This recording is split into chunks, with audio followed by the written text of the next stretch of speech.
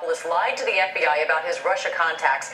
His motive, a mystery until now. Our chief investigative correspondent, Brian Ross, is here with those new details. Good morning, Brian. Well, good morning, Amy. The conviction of George Papadopoulos for lying to the FBI was the first major break in the Russia investigation, and this morning we're learning it was an apparent case of blind loyalty to protect Donald Trump.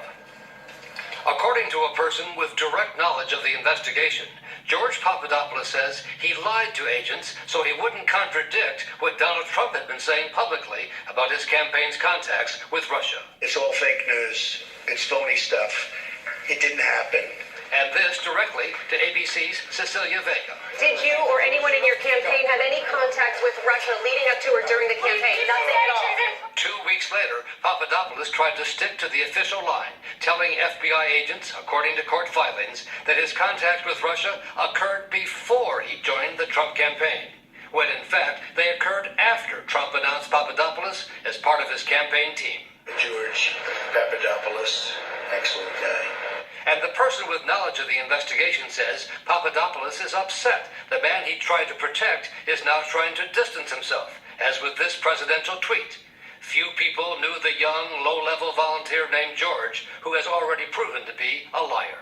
You know, you're a senior foreign policy advisor until you do something that exposes the connections of the campaigns. And it turns out Papadopoulos, the so-called low-level volunteer, was traveling the world during the campaign on his own, introducing himself as a Trump advisor. This was Papadopoulos in Athens with the president of Greece in May of last year. Big news in that country. In September, he met with mid-level officials at the British Foreign Office in London. And later met with Israeli settlers both in Washington and Israel. The group posting this video of Papadopoulos describing Trump's new policies. We're looking forward to ushering a new relationship between the United States and all of Israel.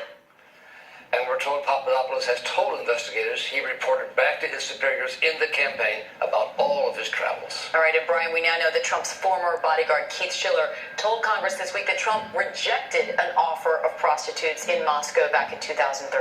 That's right. I mean, the longtime bodyguard and confidant essentially knocked down allegations in that dossier prepared for the Clinton campaign that Trump spent time with prostitutes, saying he thought the offer of some women was a joke, and he rejected it and did not even mention it to Trump until hours later. Brian, this investigation moving pretty fast right now. We've also learned that Robert Mueller has talked to one of the president's closest policy advisors, Stephen Miller.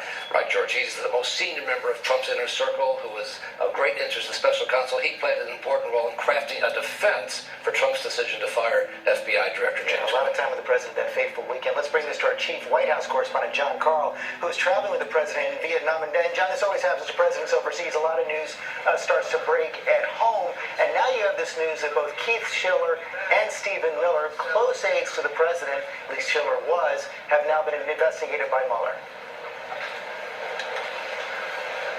Yeah, now the president's legal team says this is just a matter of the special counsel getting to the end of the investigation. They're offering to cooperate completely. But George, I spoke to somebody very close to the president, who speaks to the president closely, who said he's very concerned that we have now entered a new phase of the Mueller investigation where those that are going in are in the innermost circle. We have Schiller, that was the president's bodyguard, that was the president's director of Oval Office operations until very recently. Obviously, you mentioned Stephen Miller, top policy advisor. Coming in later this month will be Hope Hicks, the communications director, one of the first people on the Trump campaign.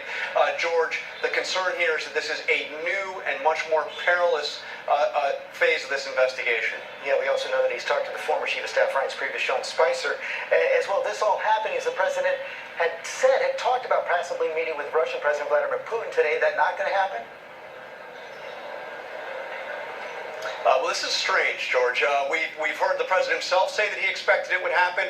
Today, the president's press secretary said there would be no meeting, perhaps a chance encounter where they would bump into each other, she said, and say hello. And then we heard from the Kremlin spokesman, Dmitry Peskov, saying that one way or another, he says there will be a meeting in the corridors of this summit between Vladimir Putin and Donald Trump. And John, the other question about whether the White House can be able to stand by this, if true, defense on Roy Moore. Yeah, The president, the statement again that came through the press secretary said, if true, Judge Moore will do the right thing and step down. So not even a call for him to step down. And obviously, as you mentioned, you have the witnesses that have come out, you have the women that have come out. There's not going to be a definitive answer on this before this election. John Carl in Vietnam, thanks very much. Michael. All right, thank you, George.